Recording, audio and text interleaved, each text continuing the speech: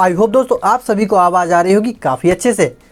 तो आज से हम अपने चैनल का नाम चेंज कर रहे हैं। आज से हमारे इस चैनल का नाम होगा द ओरका हिल। हमने अपने चैनल का नाम द ओरका हिल क्यों रखा, इस बारे में फिर कभी बात करेंगे विस्तार पूर्वक।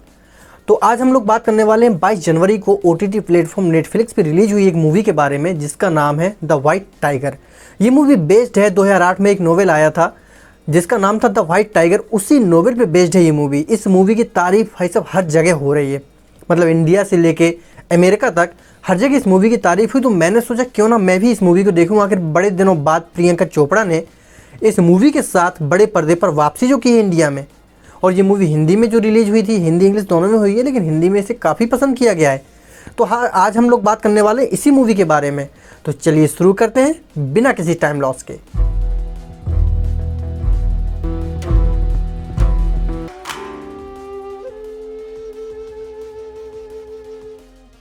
तो जब मैंने इस मूवी का नाम पढ़ा तो मुझे लगा कि यार ये कोई टाइगर जिंदा है, एक था टाइगर या टाइगर की बागीथुरी जैसी कोई बकवास सी मूवी होगी।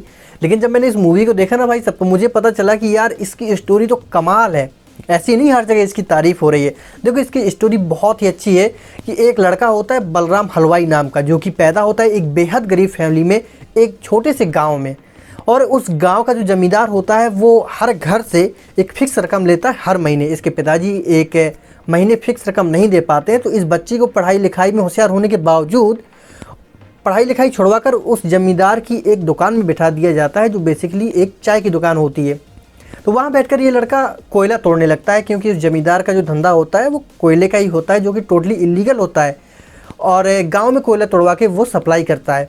लेकिन टाइम बीतता है, ये लड़का बड़ा होता है और एक रोज़ जमींदार गांव में वापस आता है शहर से अपने छोटे लड़के के साथ, जो कि बने हुए हैं राजकुमार राव। और ये तो मानना पड़ेगा राजकुमार राव ने भाई सब कमाल की एक्टिंग की है, और एक बार और साबित कर दिया है कि बाकी झबरझंडू एक्टर की अपेक्षा जो सच्ची में स्ट्रगलिंग एक्टर है ना, ये राजकुमार राव जैसे लोग भाई सब कमाल के एक्टर हैं। और इनके वाइफ का किरदार निभा रही है प्रियंका चोपड़ा। तो ये लौट के आते हैं तो इस बच्चे को, बलराम हलवाई को, एक मौका दिखाई देता है इस गांव से निकल के कुछ बड़ा करने का। और ये पता करता है तो इसे पता चलता है कि जमींदार के छोटे लड़के को एक ड्राइवर की आवश्यकता है, क्योंकि इसे ड्राइविंग नहीं आ रही होती है। तो ये शहर जाता है और वहाँ ड्राइविंग सीखता है, और जैसे भी करके जुगाड़ लगा के बन जाता है जमींदार के छोटे लड़के का पर्सनल ड्राइवर। अब पर्सनल ड्राइवर बनने के बाद ये केवल एक ही काम करता है कि मुझे भाई जी जान से पूरी तरीके से लॉयल रहना है, वफादार रहना है अपने मालिक के लिए, और हर एक आदेश का पालन करना है आंखें बंद करके। तो ये वो उस काम में माहिर है और लग जाता है। लेकिन ये बंदा, आपको मैंने पहले ही बताया था कि पढ़ने लिखने में होशियार था, चालू है, तेज़ दिमाग है, बस इसको अभी उल्टे सीधे रास्तों की जानकारी नहीं है। तो देखो लाइफ तो अच्छी चल रही होती है, लेकिन कहानी में ट्विस्ट कब आता है कि जब प्रियंका चोपड़ा का एक दिन जन्मदिन होता है, और जन्मदिन के दिन प्रियंका चोपड़ा दिल्ली में एक पब में जाती हैं और वहाँ पे खूब मौज मस्ती होती है, सब कुछ होता है। लेकिन वहाँ से लौटते टाइम प्रियंका चोपड़ा जिद करते हैं कि वो ड्राइविंग करेंगी, ना कि बलराम हलवाई जो कि ड्राइवर है असल में उनका। लेकिन प्रियंका चोपड़ा भाई सुनेंगी कहाँ, क्योंकि वो एक अमीर ख़ानदान की बहू है, और राजकुमार राव भी मान जाते हैं इस बात को। तो राजकुमार राव और प्रियंका चोपड़ा मान जाते हैं, सहमत हो जाते हैं, बलराम हलवाई को कर देते हैं पीछे वाली सीट पे, और प्रियंका चोपड़ा करती हैं ड्राइविंग। प्रियंका चोपड़ा ड्राइविंग करते हुए एक लड़की का मेन रोड में एक्सीडेंट कर देती हैं, जस्ट लाइक अपने सलमान भाई की तरह, एकदम स्पीड में कार ले जाती हुई मारती हैं ठक। अब भाई साहब इनको बड़ा गिल्ट महसूस होता है कि अरे हमने बड़ा अपराध किया है, कोई पुलिस में रिपोर्ट ना कर दे। तो बलराम हलवाई समझाता है कि ऐसे लोगों की रिपोर्ट पुलिस में कोई नहीं करता, ये आवारा लोग हैं, ये भाई सब गरीब हैं, ये इनका कोई ठिकाना नहीं है, कौन देखता है, रोड में कोई नहीं था, खाली था। तो ये लोग मान जाते हैं। लेकिन फॉर सेफ्टी के लिए जमींदार दिमाग लगाता है और अपने वकील से कहता है कि एक आप कागज़ तैयार करवाइए और उसमें लिखवाइए कि ये एक्सीडेंट हुआ है बलराम हलवाई के द्वारा। बलराम, वो चूँकि कागज़ में सब कुछ इंग्लिश में लिखा होता है, बलराम हलवाई को नहीं पता चलता है, और बलराम हलवाई उसमें कर देते हैं अपने साइन।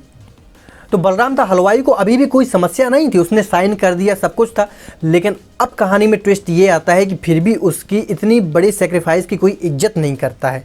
और इसके बाद प्रियंका चोपड़ा चली जाती हैं अमेरिका वापस, क्योंकि राजकुमार राव वहाँ जाने की जिद नहीं करते। राजकुमार राव कहते हैं मैं तो भैया प्योर देसी हूँ, इंडिया में मैं बाहर अमेरिका में पढ़ के आया, लेकिन मैं काम करूँगा इंडिया में, लोगों की मैं किस्मत बनाऊँगा। और हमेशा एक बात कहते हैं कि मैं बेंगलोर जाऊँगा, वहाँ अपने बिजनेस को शुरू करूँगा और बहुत ऊँचाई तक पहुँचूँगा। तो ये बात बलराम हलवाई सुनता रहता है। लेकिन एक रोज़ बलराम हलवाई को क्या पता चलता है कि उसका रिप्लेसमेंट ढूंढ लिया गया है, यानी कि एक और ड्राइवर ढूंढ लिया गया है और बलराम हलवाई को किया जा रहा है रिप्लेस। इस बात को सुन के बलराम हलवाई बहुत ही ज़्यादा गुस्सा हो जाते हैं और बलराम हलवाई एक प्लान बनाते हैं, फुल प्रूफ प्लान, अपने मालिक का मर्डर करने का, यानी कि राजकुमार राव को। उस समय राजकुमार राव एक घूसखोरी का काम कर रहे होते हैं, पैसा दे रहे होते हैं एक पार्टी को, एक सरकार में बैठे एक मंत्री को। तो देखो बलराम हलवाई को जब पता चलता है एक दिन कि देखो राजकुमार राव 40 से 50 लाख रुपए, मतलब एक काफ़ी मोटी रकम लेके जाने वाले हैं उसको देने, तो बलराम हलवाई उस दिन अपना पूरा प्लान लागू करते हैं और रास्ते में ले जाके राजकुमार राव को मार देते हैं। और ये पहले ही फिक्स कर चुका है तो है बलराम हलवाई कि मुझे मर्डर करने के बाद जाना कहाँ है। इसके बाद राजकुमार राव पहुँच जाते हैं भगवान के पास, और ये बलराम हलवाई पहुँचते हैं बेंगलोर, क्योंकि बेंगलोर में हमेशा इनके मालिक जो रहते हैं राजकुमार राव, और इस मूवी में जो नाम है राजकुमार राव का वो है अशोक। तो बलराम हलवाई के जो सर हैं अशोक सर यानी राजकुमार राव, वो हमेशा बेंगलोर के बारे में बताते हैं, और बेंगलोर के बारे में सुन के ये बलराम हलवाई काफ़ी ज़्यादा इम्प्रेस हो जाता है। बेंगलोर से बेंगलोर जाता है, वहाँ जाके ये पुलिस से एक बड़े पुलिस ऑफिसर को एक मोटी रकम देता है ताकि वो इसके रास्ते में आने वाली सभी रुकावटों को एक साइड कर सके। और ये बताता है कि मुझे धंधा कौन सा करना है, इसे करना होता है, एक टैक्सी एजेंसी खोलनी होती है। तो ये जो अपने पुलिस वाले होते हैं, ये जितने भी बेंगलोर में इसके एरिया में ख़ास तौर पे जितने भी ये टैक्सी वाले होते हैं, इनका लाइसेंस एक्सपायर बता के इन सभी को कर देते हैं किनारे में। और उसी वक्त ये बलराम दा हलवाई अपनी एक टैक्सी एजेंसी खोलता है और सारे के सारे पिकअप पॉइंट में रेगुलर तरीके से अपनी टैक्सियों को भेजना शुरू करता है। और ये तो मानना पड़ेगा कि बहुत ही जल्दी इसका जो बिज़नेस होता है ना वो एस्टेब्लिश होता है, और इतने मुकाम पे पहुंचता है कि ये जो रुपए लेके आया था अपने अशोक सर का मर्डर करने के बाद, उससे कई गुना ज़्यादा ये पैसे वहाँ पे कमाता है। अब कहानी में ट्विस्ट ये आता है कि ये पकड़ा क्यों नहीं गया। तो देखो एक भूखे नंगे पेट ना, एक भूखे पेट एक गरीब की जैसी शक्ल वाले ना लाखों नहीं करोड़ों लोग होंगे हिंदुस्तान में, तो ऐसे लोगों के बीच इसे पकड़ना लगभग नामुमकिन सा ही था। और ये थोड़ा सा अपना गेटअप चेंज करते हैं, जहाँ ये सीधे साधे अपने भोली भाली शक्ल वाले होते थे, अब ये अपनी बड़ी मूछें वाले बन जाते हैं बलराम हलवाई। तो इस तरीके से इसकी ये कहानी है कि एक बहुत ही गरीब परिवार में जन्म लेने वाला बच्चा कैसे एक बहुत बड़े बिजनेस एम्पायर को खड़ा कर देता है। सुनने में भले ही छोटा लगता है एक टैक्सी एजेंसी, लेकिन आप लोग ये मान के चलिए कि भाई साहब नीड तो सबकी है ना, और सबको ज़रूरत है इसकी, तो बस शुरू हो जाता है इसका बिजनेस। तो आप लोग बताइए कि आपको इस मूवी की स्टोरी कैसी लगी। अब देखो बकैती हो गई है बहुत, ठीक है, तो कायदे में चैनल को सब्सक्राइब करो और वीडियो को कर दिया करो शेयर। और कई सारी ऑनलाइन साइट पे ये मूवी उपलब्ध है, तो जाके आप आराम से इस मूवी को डाउनलोड करिए और बढ़िया तरीके से इसे देखिए। और इतना तो मैं कह ही सकता हूँ कि इसे आप अपनी फैमिली के साथ, फ्रेंड के साथ, किसी के साथ भी देख सकते हैं। मूवी एकदम प्योर वेजिटेरियन है, और हाँ एक दो सीन है लेकिन उसमें कोई दिक्कत वाली बात नहीं है, थोड़ी बहुत आपको आवाज़ें सुनाई देंगी, उससे भी कोई दिक्कत वाली बात नहीं है। तो आज की वीडियो को रखते हैं बस इतना ही, मिलते हैं अगली वीडियो में बहुत ही जल्द।